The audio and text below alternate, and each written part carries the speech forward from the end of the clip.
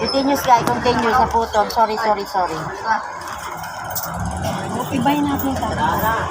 Sabi ko, ano kung tago natin? Yan mo. Pero kung tago natin, binibigay yung sila.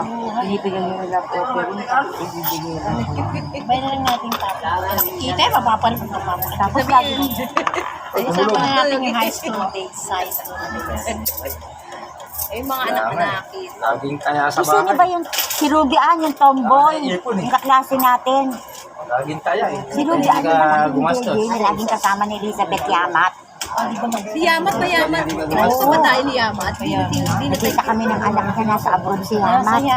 Si Yamat ang nagpapayama sa tatay niya. Diba? Kilala pa ba tayo na si Yamat? Diyan pa rin yung junk shop. Oo, nakausap ko ng tatay Ay, yung niya. malaki dyan. Oo, kanila yun. Naghahanap buhay ka. Kaya Tapos si Yamat, sabi ng tatay niya, nasa abroad. Kasi nung nandito pa ako noon, may Pero may tricycle. kasawa na siya. Ha? Oo, nung may tricycle pa kasi ako, doon ko pinasok sa tatay ni Yamat. Nagkwentuhan kami, sabi niya, pwede po magtanong si Elizabeth po, sabi niya. Tapos sabi nung anak niya, nakita ko, kayo po yung pulali po nandito. Sabi ko, oo. Kasi di ba lagi ako naka-Elizabeth dati. Kasi di ba sikli-sikli. Nasa ano po si Mami, nasa abroad. Tinitingnan ko nga lagi niya doon ay. Oo, yung junk shop nila dyan. Kapatid niya, yung babae niya. Pero kanya yan. Kanya. Laki niya, di ba? Saka yung di ba yung magkapatid na Lapi, Isabel Lapi, tsaka si, ano ba yung dog nila? Oo. Ay, Asa na Philip. kaya yun? Philip Lapi. Parang nawala na yung lapis sa charon. Oh, wala na nga Saka yung dentist Meron dyan. dyan sa ano, sa yung lapis din dyan, dyan sa Chicharon. Oo. Meron na. Ah, meron? dyan? Oo.